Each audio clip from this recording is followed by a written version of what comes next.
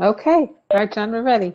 All right, good evening, everyone. This is a regularly scheduled meeting of the Township of Montclair Planning Board in accordance with the New Jersey Open Public Meeting Act. Adequate notice of this meeting is posted, excuse me, by copy of a notice on the first floor of the municipal building, and also by notices to our local newspaper, and also by posting a copy of the notice on the township's website, and also on the main access door to the municipal building. This meeting is being broadcast live on Channel 34 and streamed live, and will be available on demand on YouTube. Our meetings are quasi-judicial proceedings, meaning that the board has powers and procedures resembling a court of law, and we are obligated to objectively determine facts and draw conclusions from them in order to provide a basis for official action. Any questions or comments must be limited to the issues of what the board may legally consider in reaching a decision, and decorum appropriate to a judicial hearing must be maintained at all times. In our virtual meeting format, members of the public are automatically placed on mute until such time in the meeting when it is open for public questions or comments. At that time, members of the public will be unmuted and offered the opportunity to provide verbal questions or comments as appropriate. Members of the public may also direct questions to Ms. Talley, the board secretary, via the chat function on WebEx, or the question and answer function, or as a last resort by emailing Ms. Talley to jtalley, that's JTALLEY, at montclairnjusa.org. And hopefully, by one of these methods, those of you who wish to be heard can be heard.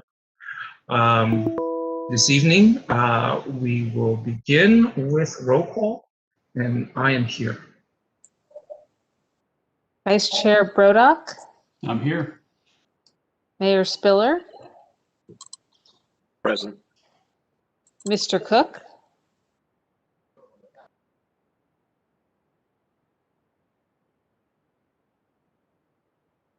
You're on mute. okay, you're unmuted. Here.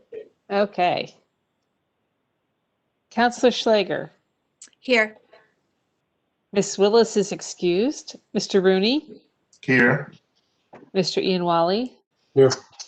Miss Lockman, Mr. Gilmer. Here. Okay. All right, we have minutes from our February 22nd meeting.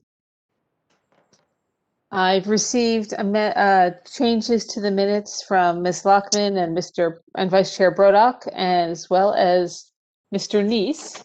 Are there any additional changes to the minutes? Yeah, I had just a couple of things I forgot the first go round. Okay, it's basically in the paragraph near the bottom, third from the bottom, that begins the applicant. Which page? Oh, sorry, page 1. Okay. The last sentence there that starts, if the lift and slide. You got that? No. No, I don't see it.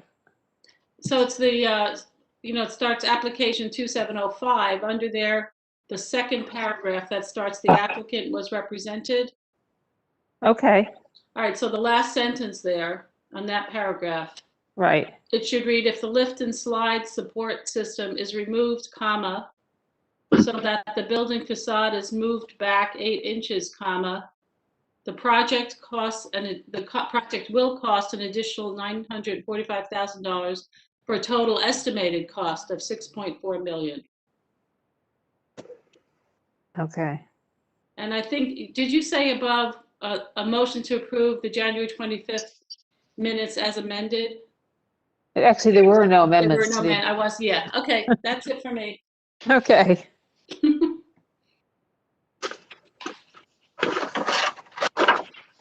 All right, are there any other changes to the minutes?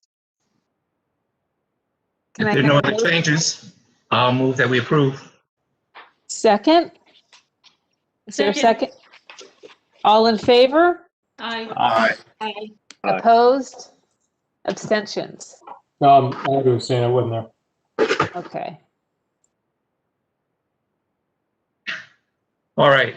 And then that brings us to the application of Cynthia Page, 25 Pleasant Avenue. And I will be recusing myself from this hearing. So our vice chair will take over. Sounds good. And Janice, I'm going to remain on. I will turn off my camera and mute and let everyone do what they're going to do. Okay, Arthur, should I leave John as a panelist or should I make him an attendee for this? If he's, Technically, he should be out in the audience. So so I'll make him make an him an attendee. attendee. Okay.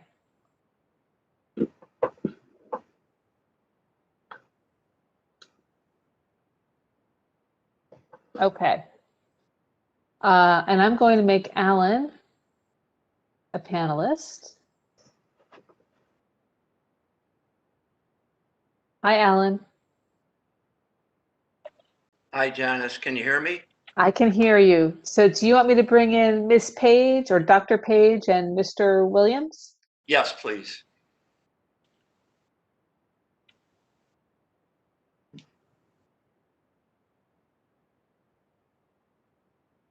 Okay, George, for some reason, I can't make you a panelist, but I can unmute you.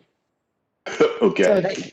that, we won't be able to see you, but we can hear you. And I know you have an Okay. exhibit, and just tell me, as you present your exhibit, when you want me to change pages, I can handle that with your instructions, okay?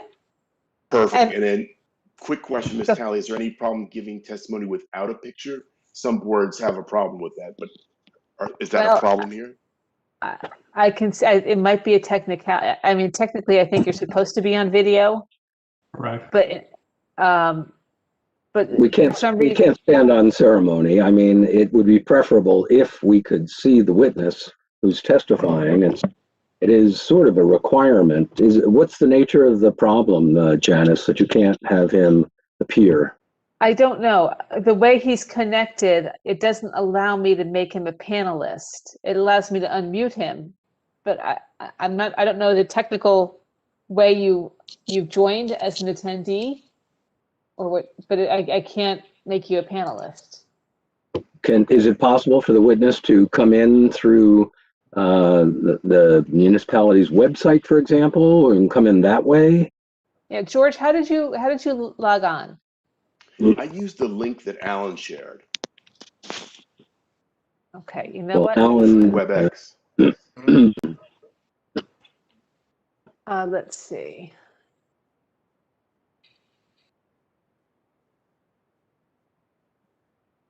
George, what's your email address? It's nishuane@aol.com.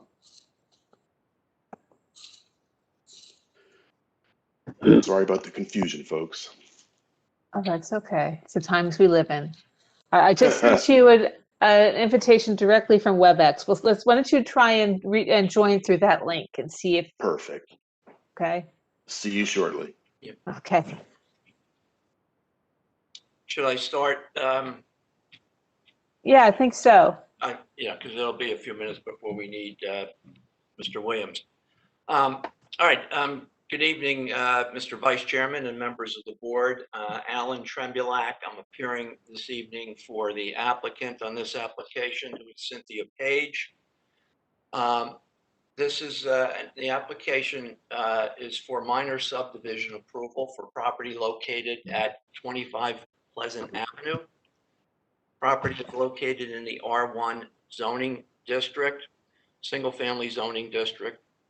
The particular property we're dealing with is one of the largest lots on this block.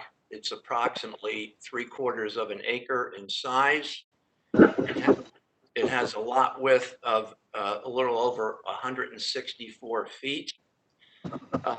The minimum lot width requirement on this block is 70 feet.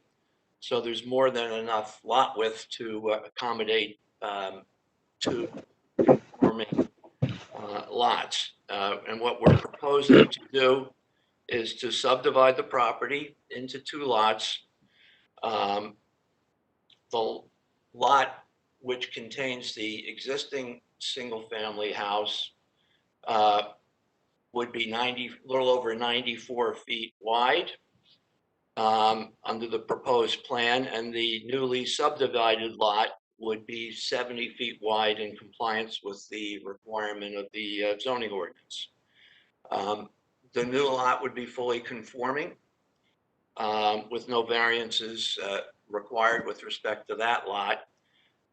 There is one variance that Janice pointed out in her memo, which relates to the size of the existing house on this property, which of course we're not seeking to enlarge in any way, but it's an existing structure. But by reducing the width of the lot, it results in a nonconformity in that the house would occupy, the width of the existing house would be 67.3% of the total lot width. And one of the zoning ordinances which this board recommended and the township council adopted back in 2006 in order to control the size of houses and prevent McMansions and people building all the way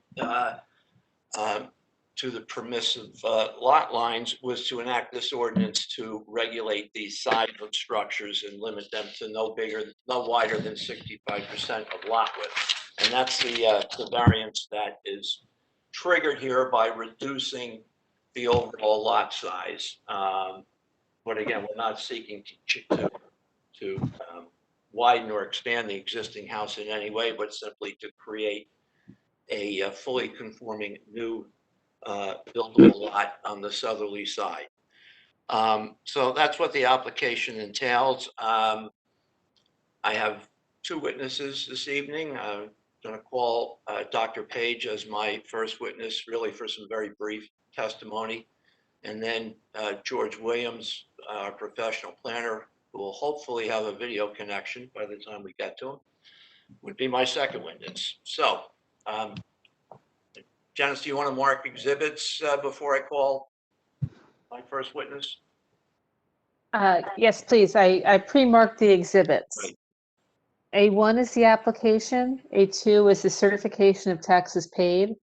A3 is the certification of publication. A4 is the affidavit of service.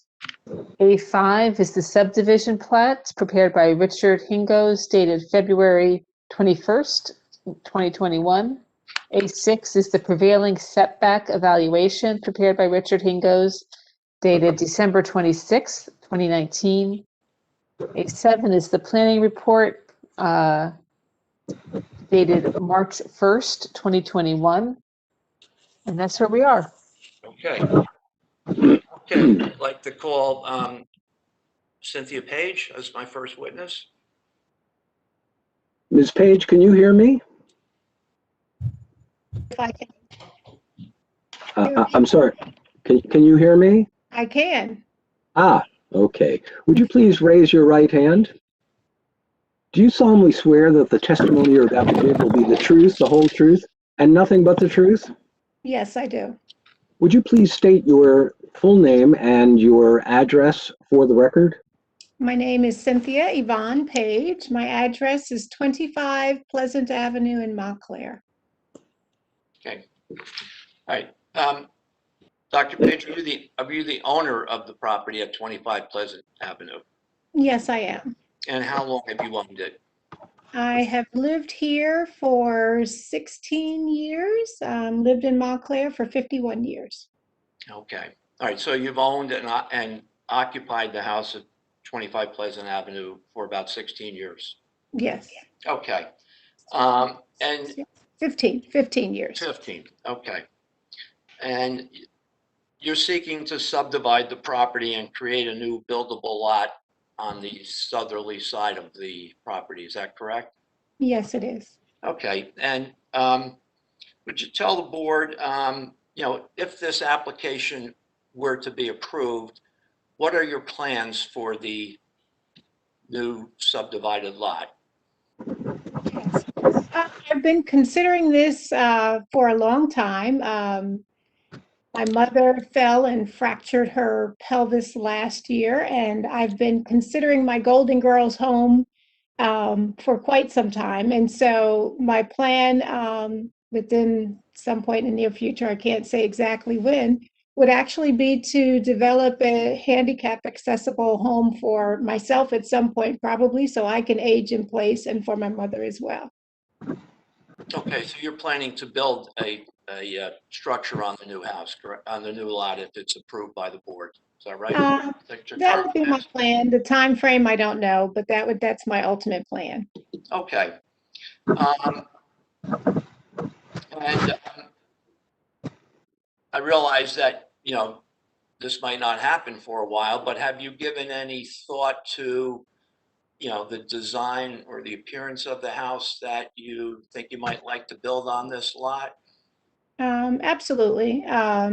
Something that would be in keeping with the way the property is now. I love where I live, and there are lots of beautiful trees. And so my goal would be to do something that does not impede the loveliness of the area where I live, and something that definitely disturbs as few trees as possible. I plant trees every year, and so I'm not trying to cut down more than I absolutely need to build a house. There would be some trees that would have to be removed that are located towards the interior of the proposed subdivided lot, correct? Yes, they would. But your intention would be to only remove the least amount of trees required in order to accommodate a new house to be built on the property, is that? Absolutely. And are you aware that Montclair has a tree removal ordinance that you would Yes, have I to am. comply with? Yes, I am. Okay, and you would comply with that ordinance whenever it came time to remove any trees? Absolutely. Okay, okay. That's all I have for Dr. Page. No further questions at this time.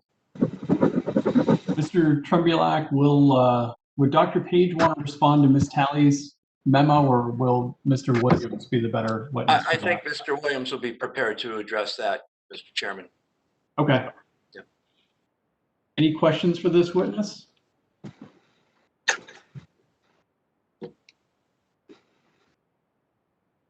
I guess I had one quick question, Dr. Page.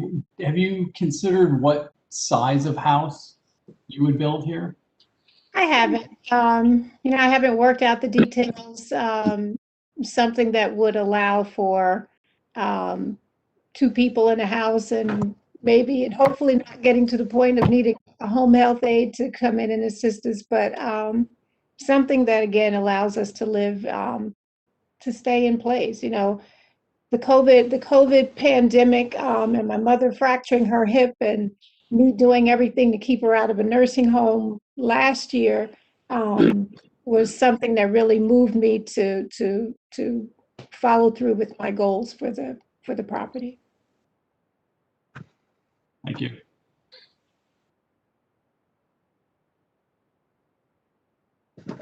I think that's it. I don't hear anyone else.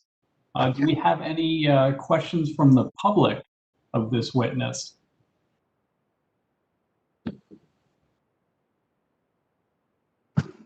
Okay, I've unmuted the public. Are there any questions? There's two members.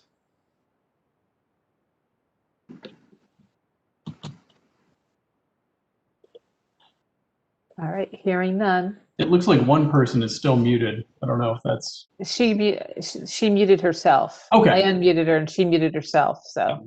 Okay, then that's perfect. Hear no questions from the public. So, Mr. Trembulak, your next Okay. witness. Okay, my next witness, assuming we still have him, would be George Williams. I think he's back. He's a panelist. Okay. George, you should unmute yourself. Good evening. Okay. Oops. There he is. Okay. I'm not seeing him. I have to see this handsome guy behind this great voice. I can He's see waving. myself. I'm waving. He's waving at Oh, there you are. Right Oh, now I can. I bet you wish you didn't now, right? No comment, Mr. Williams. Sir, do you solemnly swear the testimony you're about to give will be the truth, the whole truth, and nothing but the truth? I most certainly do. Would you please state your full name and business affiliation for the record? Certainly. Good evening, commissioners. My name is George Weedle Williams, Williams with an S. I am the founding principal of the Nishwain Group, a planning consultancy right here in Montclair, New Jersey at 105 Grove Street, suite number 3. Okay. George, I know you've testified a number of times before the zoning board. I'm not sure if you've had much experience before the planning board, but maybe you can just begin by giving the board a brief overview of your educational background and your professional qualifications. Certainly. I know I've appeared before this board in the past, but it certainly has been several years. So for the record, I completed my graduate studies at the Rutgers Graduate School, now the Blousing School, just to date myself a little bit. I am licensed by the State Board of Professional Planners here in New Jersey and nationally certified by the American Institute of Certified Planners. I've been practicing in the field of professional planning for a little over 30 years now, with a primary focus on land use, of course, as well as community and economic development planning. But I and my firm practice in a variety of planning specialities, including the development of master plans, zoning ordinances, redevelopment planning, a lot of that, civic engagement. I've appeared before numerous boards throughout the state of New Jersey and been accepted as a witness in professional planning. Okay. And is your license in good standing? It is. Okay. And you may have left off your most important qualification. You're a Montclair native, is that correct?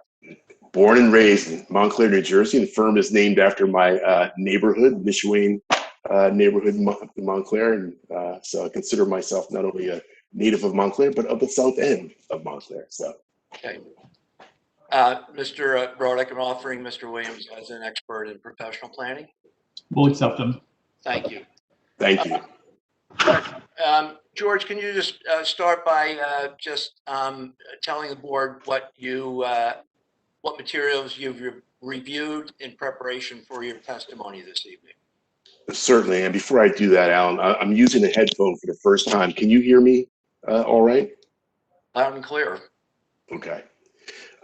We approach this application as we do all land use applications, and that's with a review of the local land use documents. In this case, your Montclair code and master plan.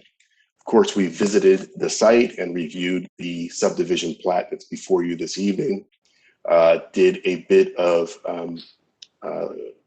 research of the case law and literature supporting our application, and of course, reviewed Ms. Talley's review memo as part of our preparation.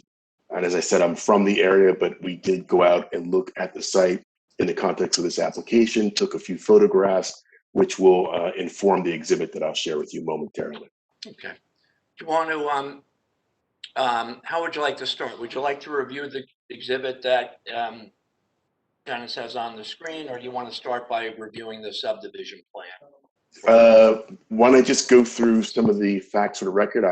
I missed the applicant's testimony while I was trying to figure out the WebEx, but just for the record, this is an application for 25 Pleasant Avenue, commonly known as 25 Pleasant Avenue, identified in municipal tax records as block 2904, lot number 9.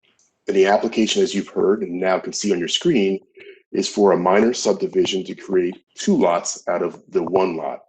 So out of lot 9 would, if you were to approve us, come 9.01, and that lot would be approximately 19,490 square feet. and that's shown on the exhibit that's on the screen now. 9.01 would be the lot with the existing structure on site, and it's to the left of the subdivision. If approved, we create lot 9.02, and that would have approximately 11,322 square feet. If approved, these lots would comport with the code in all manner except for one. And so we seek a relief from your code, section 347-45C4. And as mentioned in your board planner's report, the code requires a maximum width of the principal structure on a lot to be 65% of the frontage. Our proposed application, if you were to approve the subdivision, would come in at 67.3%. So it's a minor deviation of about 2.3%, or I think characterized as almost 3 feet deviation from your strict application of your code. And with that, I think I would switch to the other exhibit, unless there are questions on the subdivision. It was, okay, perfect. And I think we have to mark this. Yeah, I'd like to mark this A8. I got one quick question on the subdivision. Can I be heard? No. I can hear you, yeah. Oh, okay, great. Yeah, thanks. So you might need a variance on, I think, on the second lot too. You scale off the drawing, the width of where the setback is a little over the same 65%. So just, you might as well just get the second variance in for the second lot. Well, if I can, Mr. We're just showing the permissive, permitted building envelope. We're not proposing to build a house all the way to the limits of the envelope. That would produce a rather large structure. You know, the intention would be to, when the time comes, to build a new house on that lot that fully conforms with all of the zoning requirements in terms of setbacks, lot coverage, and the percentage of lot width that we're discussing. So again, we just showed the permissive building envelope for the new lot within which a house could be constructed, but we certainly don't intend to construct a house that would. Well, I understand, but if you built it in the front and if you use those setbacks, you would need a variance, so then you would get a variance then, or the setbacks would shrink. I think if I can just step in, that's the building envelope really just shows the yards. We don't measure the width of the principal structure until we have a principal structure that's proposed. Then you measure. Okay, the only reason why I'm saying is that is because the house, because you mentioned the variance for lot 901, and if the house were constructed within the setback, the limits of the setbacks that are shown on 902, it would violate. In fact, I didn't even know that we had this rule of 65%. So I'm just saying, if you built the house within the setbacks, up to the setback line, it would need a variance.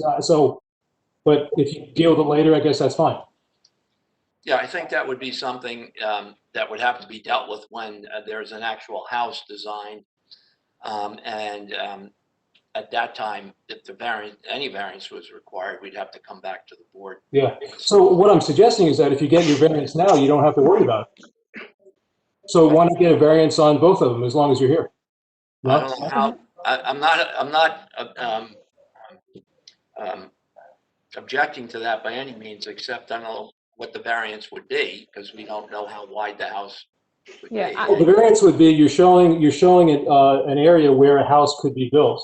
And if you built the house the full width of that proposed area, it would be just a little bit over, just like you're a little bit over on 901.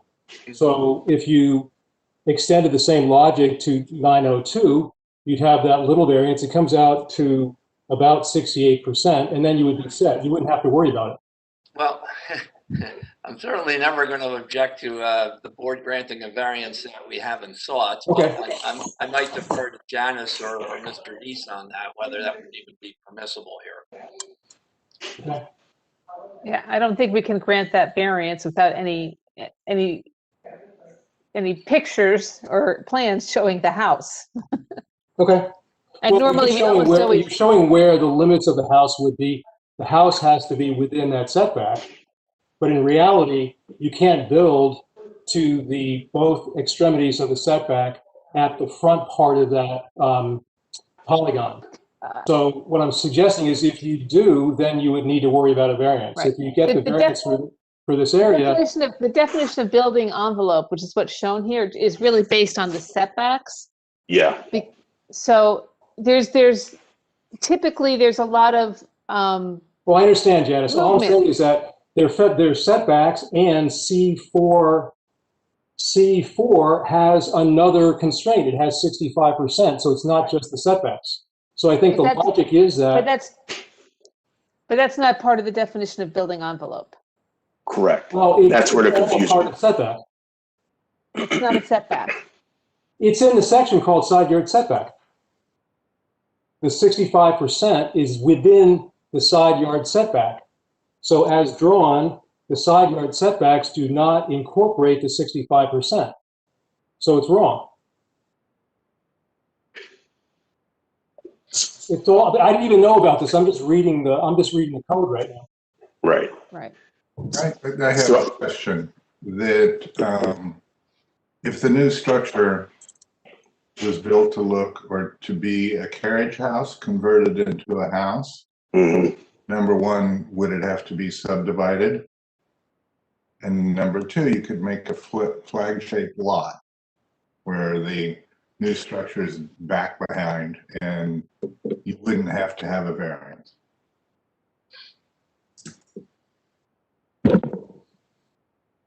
Then we'd have another variance.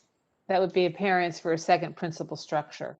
Correct. For that, but if you actually made the new lot a flag lot and making the existing structure sit on what it can sit on and not have a variance, I think what I'm getting at is I think the new structure should be subservient to the existing and they should relate to each other somehow. So Isn't that really for a future time, Steve? Isn't that something that would have to be presented down the road, some evidence about that? you could do that, but I mean, I think, now you're saying, well, this is what the intent. But just one thing I want to point out, this is a single family house. Once we approve the subdivision, it doesn't come back to the planning board because single family homes are exempt from site plan approval.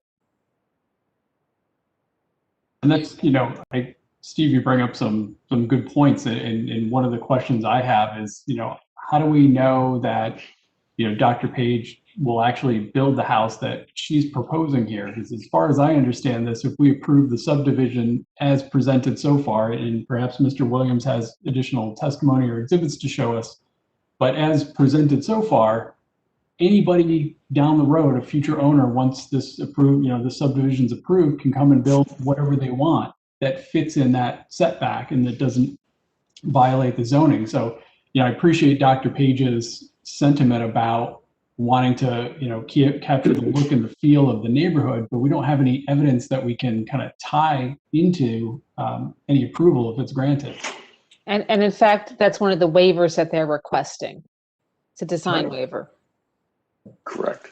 Right. I mean, and just so I can respond to that, I mean, you're correct, Mr. Brodock. I mean, her intention is to hold on to this and build it, but, that could change. And the property could be sold and a house built by someone else, but that house would have to meet all of the zoning requirements that apply, including the maximum width requirement and all the setbacks and the height and everything else. But we don't have design standards for single family homes. Right. So Right. somebody could build an ultra modern house there if they wanted to. That's what the zoning would allow, yes. I'm not concerned with an ultra modern house. I'm concerned about a mediocre house. It's a really, really nice house. Yeah, Yeah, and I think that's, just you're hearing some of the challenges, and I know in other applications, and I think that's what's required is you present elevations of an anticipated building. And that usually helps us understand, okay, this is about the look that's going to be there, and helps us kind of get that comfort that the new proposed building at whatever time it's built in the future does keep in character with the neighborhood, and avoids, as Mr. Rooney says, a mediocre building. Well, I would respectfully disagree with that, at least based on my own experience. I mean, again, we're just seeking subdivision approval. There are no plans at the moment that we could show the board. The last application that I had for a minor subdivision before this board was for 96 High Street, not too far away actually from this property. And that, if you recall, provided for the creation of a new lot. It was a through lot, so the board permitted the creation of a new lot on the Nishawane Road side without any building elevations required. It was approved subject to grading and plot plans being submitted down the road, as well as a tree replacement plan when plans were prepared for that property. Alan, I believe that elevations were submitted for that application. Well, they were, but they were submitted for two 50-foot lots and two houses on two 50-foot lots, which the board rejected and would only allow for one 100-foot lot with, and there was no there were no plans or elevations shown for one lot to be built there, and the board, correctly, in my opinion, approved the application nonetheless. I mean, the town doesn't have design requirements that I'm aware of. That would and if there are requirements that apply, then we have to meet them.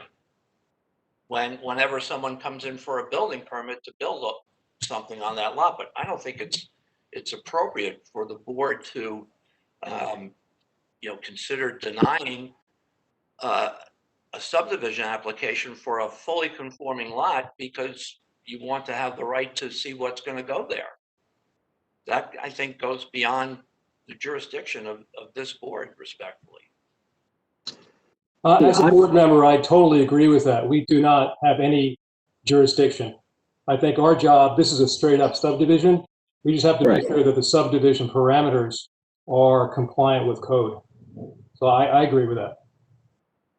I think candidly, as a practical matter, there's, I know that the board might not have control, but Ms. Page certainly would. So if she did decide to sell this property, I think she would certainly take an interest in making sure that whatever gets built right next door to her is something that, fits in and is, compatible. To the extent she's still living in the principal residence. That's true. I think if, look, I understand all of that, but I don't think the board has, the authority to approve or disapprove a particular building design. And of course, I have to agree with that myself. There's no evidence before the board about this potential structure, and for us to imagine one there, I don't think serves the purpose. I think we've exhausted this topic and can move on. Thank you. Okay, so I think George, you were where you were. I think you were going to start to discuss that exhibit, correct? Right. I believe we marked this A8 Yes. to this. That's correct. Okay. An A8, Mr. Chairman, Janice, Council, is a group of images that our firm put together using the source Google Earth for an aerial photograph, and then your land use documents for another of the images. The rest are all pictures that we took while we were out in the field. And I believe there are 4 pages. So you all know this area as well as, if not better than I. This exhibit is intended only to give a bit more context for what will be the remainder of my testimony relevant to the proofs required for that variance that we're seeking. So slide 2, thank you, Janice, is an aerial photograph, again, using Google Earth and GIS for the subject site. The subject site is identified with the bold blue borders, 25 Pleasant Avenue. You can see it is an irregularly shaped lot. And you also can see by the lot dimensions on this exhibit that there are a variety of lot shapes and sizes on Pleasant Avenue in the immediate vicinity of this subject site. And this is on the western side of Pleasant Avenue between Cedar Avenue and Hilltop Place. Next slide, please. This image is just to give you what you already know, and that shows that our subject property is located in the R1 one-family district. And just to give you a sense of what some of the surrounding properties are like, we did look at, the subdivision. As I mentioned, the proposed dimensions 94, a lot width of 94.24 feet with 19,490 square feet for 9.01, and for lot 9.02 or 9.02, excuse me, we'll have a proposed lot width of 70 feet in an area of approximately 11,222 square feet. As mentioned in my introductory comments, that percentage clause from your code would be 67.3% proposed, as opposed to the maximum of 65%. Next slide, please. Just another capture of the subject property. Your eyes are immediately drawn to the trees on this site, as was discussed in the memo and in Mr. Trumbulak's introduction. I would just offer they provide significant screening of the existing structure, which is perhaps of some import when we talk about the deviation from the code, and I'll get to that deviation in a minute. I misspoke earlier when I talked about the surrounding sites. It's this slide that has some of the surrounding lots. 33 Pleasant Avenue, the Southwood project site has a lot width of 68 feet and an area of approximately 10,404 square feet. 21 Pleasant Avenue has a lot width of 120 feet and approximately 25,200 square feet. So again, there are a variety of lot sizes and shapes in its immediate vicinity. I would posit to this board that if you were to approve our subdivision, that our new lots would be harmonious with the surrounding area. In fact, the deviation of roughly 2.3% or 2.03% would be almost imperceptible to a passerby. And again, I don't think would impact in a negative way at all the surrounding neighborhood. So that is just to give some context for my testimony. You'll hear me talk about the code, the master plan, and again, in my opinion as a professional planner, if you were to grant the relief both for the minor subdivision and the variance relief, there would be no substantial detriment to the public or to our impairment to your zone plan. So with that, what I would like to do is go to your master plan to give some background to this 65% language in your code. Your master plan reexamination report suggests on page 13, reexamine density and bulk requirements for residential development and adjust to ensure that new construction, again, new construction is harmonious with existing development patterns. The deviation that we're seeking, or the variance that we're seeking, is for the existing structure and not for new construction at this point. There were a number of ordinance amendments that were adopted, and they are called out as the definition and measure of building height, established townhouse standards for the R3 and R4 zone districts, established building coverage requirements for residential districts, established maximum width principal buildings at 65% of lot width, and that's the subject of our variance today.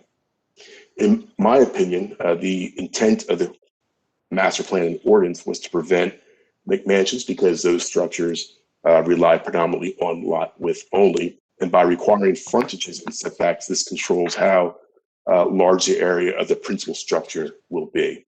And again, in this particular instance, the principal structure is an existing structure on lot 9.01.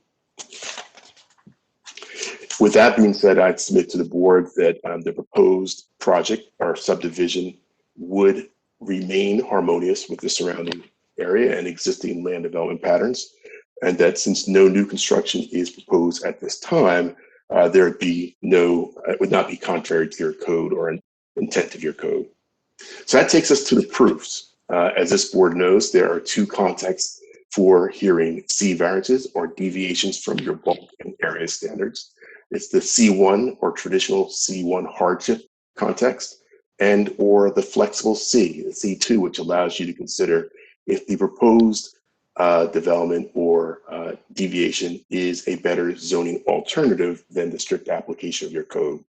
And while I think both would be appropriate for this application, in my opinion, the most appropriate would be the C1 hardship. And there are several categories of C1 hardship, and I'm going to suggest to you that the subsection C of the C1 hardship would be most appropriate. And that speaks to extraordinary and exceptional situations uniquely affecting a specific piece of property or structures lawfully existing thereon. And again, in my opinion, this is most appropriate because the subdivision creates a deviation from the strict application of your code that is inextricably linked to the structure thereon. If the granting of the C1C relief is something the board considers, in my opinion, you can do so without substantial detriment to the public good and certainly no substantial impairment to your zone plan. The structure on the property creates a situation where we have that minor deviation from your 65% maximum, a delta of roughly 2%, imperceptible, as I mentioned in my introductory comments. So that is, if you were to grant this relief, it would not change the character of the neighborhood at all, and certainly no detriment to the public good. In terms of impairment to your zone plan, it would be my professional opinion, there would be absolutely no impairment to your zone plan, in part because the purpose and intent of that 65% code in your ordinance is really about the new construction, and this is for a deviation for structure lawfully thereon. So for those reasons, it's my professional opinion the board could comfortably grant the relief being sought for lot 9.01 if the subdivision is approved. There were several comments in Ms. Talley's report. I think the applicant is comfortable addressing each of them as either conditions of approval. I turn to the last page of Ms. Talley's report, page number 7, planning consideration number 1, property is largely wooded and the plat should be amended to identify trees over a 6-inch caliber as required. I think Mr. Tremulak addressed that in his introductory comments, but certainly we can come back to that if that's a requirement that can be met. The plat should show the footprint of the new house on proposed lot 9.02, as well as the location of the driveway. Mr. Tremulak has indicated that a waiver is sought from that. Building elevations of the proposed house on lot 9.02 should be provided. That's been discussed and deliberated by this board already. A waiver is sought from that as well. Finally, the sidewalk in front of the existing house should be extended across the new lot. I haven't spoken directly with the applicant about this, but it's my understanding that that would not be a problem at all. With that, I conclude my direct testimony with welcome questions. Just one quick follow-up question, George. You indicated that the 67.3% translates to about, what did you say, 2.5 feet of the building width? Correct, and that would be on the side of the house where the porch is, if I'm not mistaken. Well, So that was kind of what I was getting to. There is a porch on the northerly side of the house, correct? that is correct. Okay, and I'm not by any means suggesting that the applicant wants to do this or is willing to do it, but you could bring that house into compliance with the 65% by shaving off 2.5 feet of that porch. That's correct. And I think that's why the C1 C context is most appropriate. That's impractical, and that's, in point of fact, what creates the hardship. But yes, that would be the way of complying with this portion of the code. And if that were done, and again, I'm not suggesting that it should be, then there would be no variances for this application whatsoever, correct? That's correct. Okay, all right, no further questions. Thank you. Thank you. Sure. I have a question. Sure. And I want to direct this towards Peter Chandler. When this house is built on the new lot, they would have to meet our new stormwater management requirements because they're triggered by any improvement of over 250 square feet. Is that correct, Peter?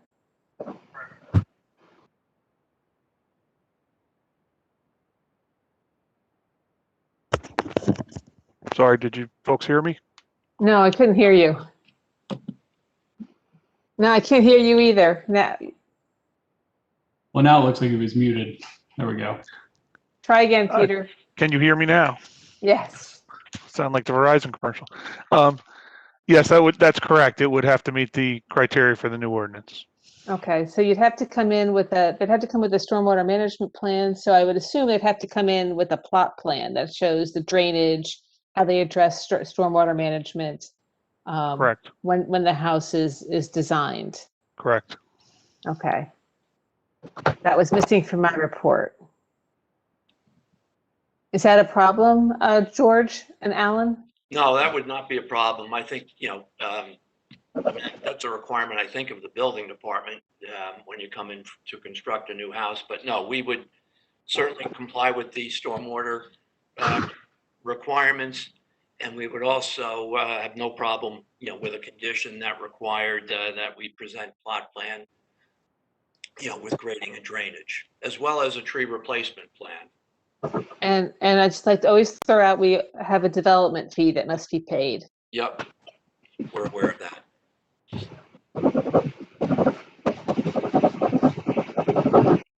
And I neglected to mention that. Go ahead, Mr. Williams. No, Mr. Chairman, I just piggybacking on what Alan Tremulak mentioned, I clumsily missed that part, that the condition would include or could easily include the tree replacement plan. I meant to say that a little more articulately.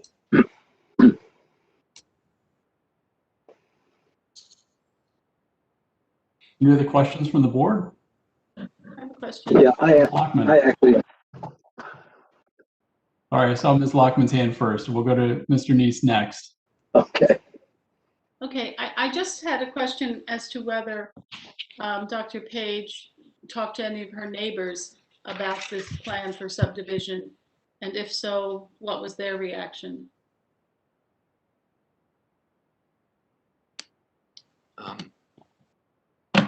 Dr. Page? No, I haven't spoken with my neighbors about the subdivision.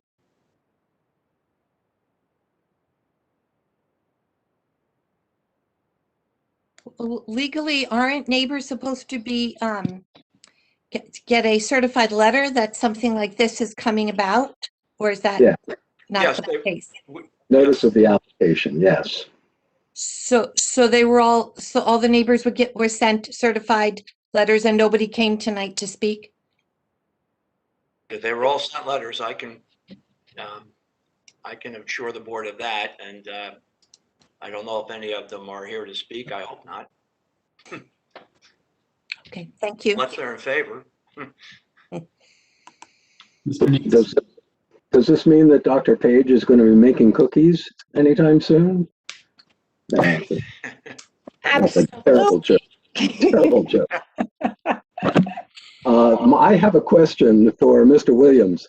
And perhaps I missed it, and I don't really want you to repeat all of your testimony, but, you know, section C 40, 5570 C says that by reason of exceptional topographic, I'm sorry, reading the wrong section.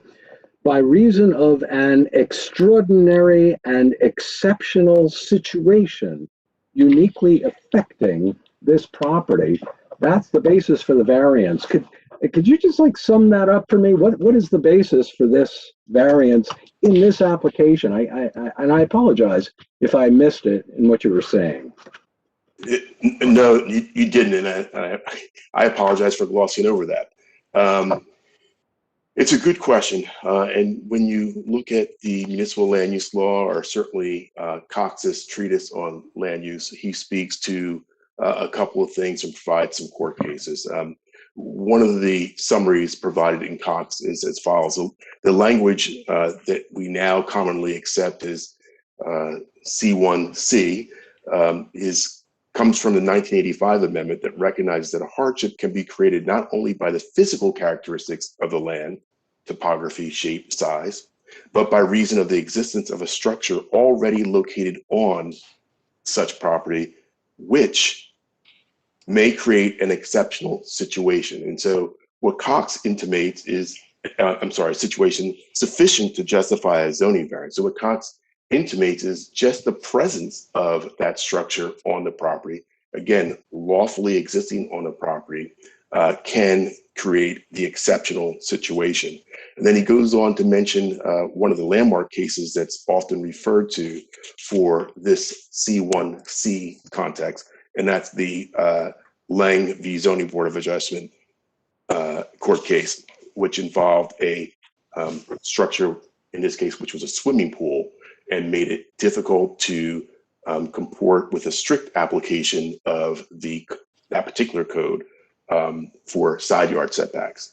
And so I hope I'm answering the question. I think my answer would be the existence of the structure on the property in itself creates the exceptional, what's the language? Exceptional situation uniquely affecting a specific piece of property.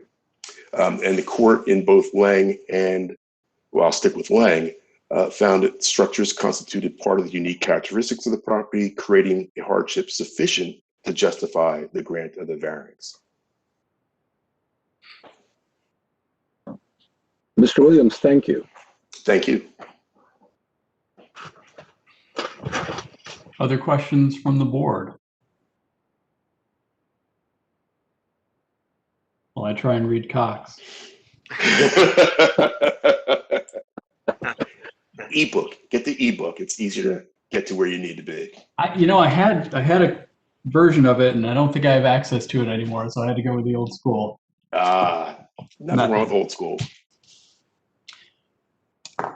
Well, hearing no questions from the board, are there any questions from members of the public for this witness?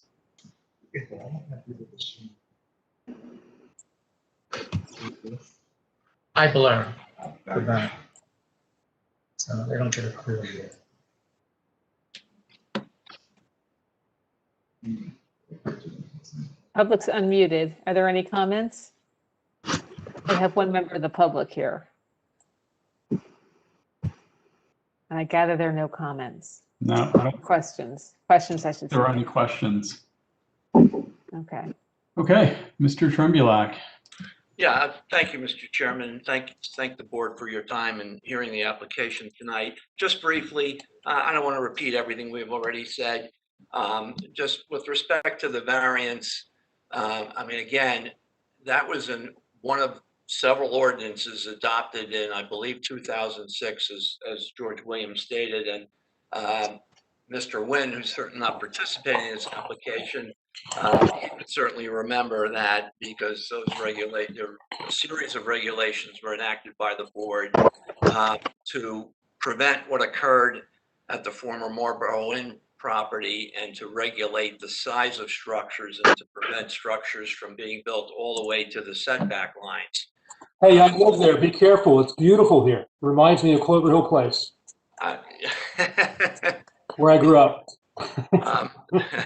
Um, no comments regarding the Marlboro lamp from me, but I'm just pointing out that, that regulation was designed to curtail additions to houses or to prevent houses from being built to, to look like McMansions. Here we've got an existing house that's on the property, and because of the reduced lot width, it results in a slight deviation of a couple of feet. As I already pointed out, we could lop off 2.5 feet from the porch, but I don't know what that would accomplish here. I mean, the new lot is fully conforming. These are good-sized lots in this neighborhood. I think it's important to note that there have been no members of the public appearing this evening with any comments, positive or negative, with the application. So I think the application should be approved. I would ask that it be approved, subject to the conditions that we've already discussed, namely that we would submit a tree replacement plan. We would agree to provide an amended plat identifying the trees with over 6-inch caliper. We would comply with the new stormwater regulations as they apply to this property. We would provide a plot plan with grading and drainage plans at the time a new house is designed for the subdivided lot. And we would also agree to comply with comment number 4 in Dennis Talley's memo regarding the sidewalk being extended across the new lot. So with those conditions, I would hope that the board would approve this application as presented. Thank you again. Does the public have any comments on this application as a whole? Okay, I've unmuted the public to make comments. Comments from the public? Same floor plan that Carol's cousin Lynn, her place is this floor. It's kind of. Chair Wynn, I assume you're not trying to make a comment. We unmuted you for comments from the public. I assume you're not trying to make a comment? No, I'm not trying to make a comment. Sorry. I didn't realize you had unmuted me. But, Okay. no, it's appropriate. Keep a good man down. Just want to make sure we're giving the public an opportunity to speak where they deserve it. Okay. I think we're closed the hearing. The board will deliberate. I personally am in favor of this application with the conditions that Mr. Trembulac stated. I think it covers the concerns that I had with a tree replacement plan, a new grading and plot plan, compliance with the stormwater ordinance, extending the sidewalk. I think those are all reasonable things that I don't see a significant issue personally with, the additional, I think, less than 3 feet that the building on what would be new lot 9.01 would extend. So I'm in favor of it. Any other comments or deliberation from the board? Thoughts? Can I make a motion then I'd like to make a motion to accept this plan as presented with the conditions noted by Mr. Trembulac. I would second that, assuming with the other fact, with assuming all of our other standard conditions that we have on our approvals. So Yeah, I just want to note for the record my objection to Mr. Trembulac doing my job for me, and and perfectly capable of listing those objections. But I thank you, Alan. You're welcome. Not listing the objections, listing the conditions. All right. So we have a motion and we have a second. All right, Vice Chair Brodock. Yes. Mayor Spiller.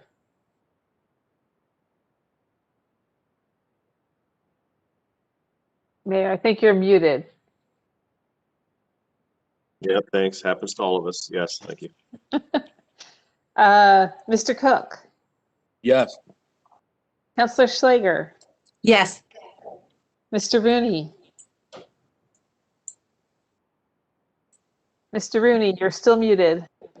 Yes. Okay, Mr. Ian Wally, Yes. Ms. Lockman, Yes, and Mr. Gilmer. Yes. Okay, Okay. Thank you very much, everyone. Welcome. you're welcome. Have a Commissioners. good evening. Thank you all. Thank you. Good night. good luck with your project. Thank you. Okay. I don't know if Chair Nguyen wants to come back into the meeting as a panelist. I'll throw out there, do we have any committee reports to review tonight? Okay, I made Chair Nguyen a panelist, so John, don't be surprised if you're unmuted. We have no, I don't have anything to report for committee reports tonight unless any members of the committee want to make a report.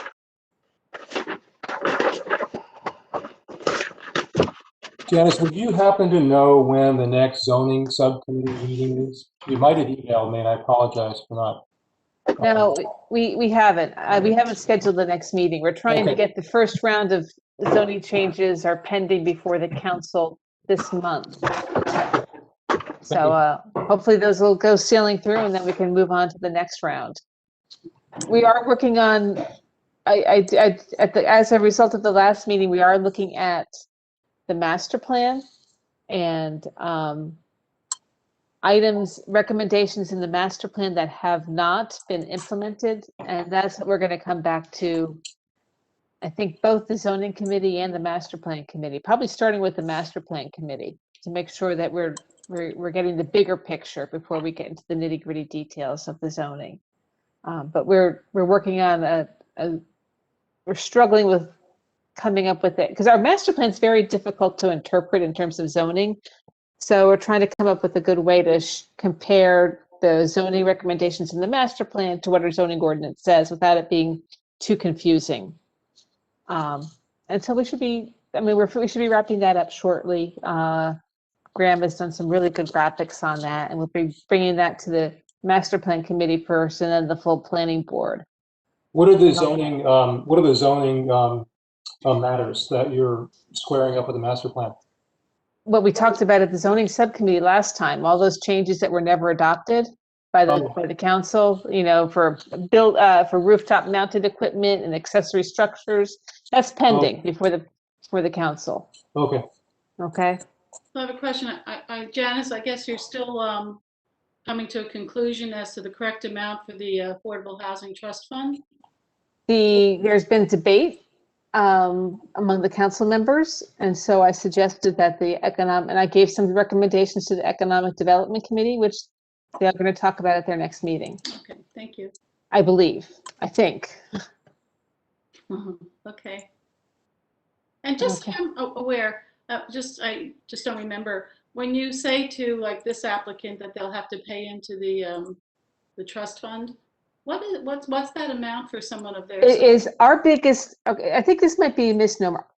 Our biggest money source for the Affordable Housing Trust Fund is the development fee. Every residential development has to pay the equivalent of 1.5% of the equalized assessed value of the house, and that goes into our trust fund. Non-residential development, the amount is 2.5%. Any housing units that are created from a density, it's 6%. So we've collected well over $1.4 million from development fees. What we've collected from the cash in lieu payment has only been probably $250,000 because it's just the fractional amount of a unit. So there's multiple sources of funding for a housing trust fund, and it's really the cash in lieu fee is a very nominal source. But So just I've to been say trying. it again, Janice, with this specific application that we just looked at, It's would you- 1.5. They'll be paying 1.5% of the equalized assessed value of the new house goes into our trust fund. the equalized assessed value, what does? Right, that's what the tax assessor When he does his inspection, he comes up with a value. We apply the equalization factor, and it's 1.5% of that. Of the So new usually house, we collect on the new house. but nothing Please, now.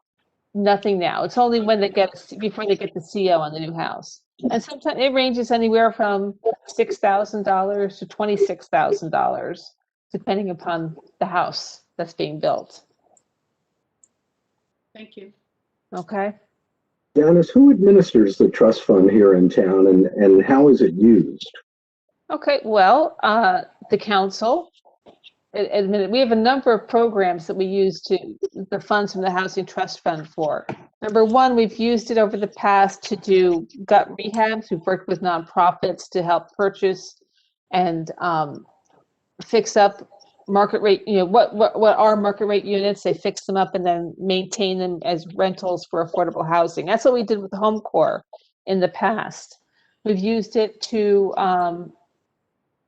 when they did Talbot Street, we worked with Home Corps and gave them money for new construction of those affordable units on Talbot Street. We've also, we run an affordability assistance program where we provide first-time home buyers we provide down payment assistance for home buyers, rental assistance for renters of our deed-restricted affordable units. And we're just starting a new program, which is a home improvement program for income-eligible households. So there's a number of programs that it goes towards. Just a question for you. It would seem to me that it would be good PR for the town if people understood that we have this type of program in place. Just, Well, that's why we have that's why our communications director has been out there putting information on our website, in our email address, our email e-blasts. She's been working with the various papers. We have the information in the papers about it. So yeah, we do have information. A comprehensive article about everything that you use this fund for and how you get monies to go into the fund. I mean, I know I would be curious. I would imagine other Montclairians might be curious about that. And it makes the town look like we're doing something to help the affordable situation. Right. Well, that's a very good idea. And we do try and get the word out. So anybody interested in talking about the different programs that we have, we're here to talk about it. Thank you. There may be members of the press that watch this or watching it live, or perhaps review it tomorrow, that might be interested in writing a story about it. Absolutely. That's my point. I think people need to know this kind of information. It's kind of good things that we're doing, but it's not readily available information that the public likely has. Right. Okay. I don't think there were any bills. Is that correct, Janice? There are no bills for tonight's meeting. In that case, Art anymore? Well, what's that? We're not paying art anymore? No, arts bills are all paid. Wait a minute, what happened here? I was looking at my phone. Okay, thank you. All right, well, I guess in that case, I'll say good evening and I would move to adjourn. Second. Yep. Okay. All in favor? Aye. Aye. Aye. Opposed? Abstentions? Okay. Well, good night, everybody. It was Have a good night. to see you again. Good Everyone, night. thank you. Bye. Have a good evening. Have a good night. Good night.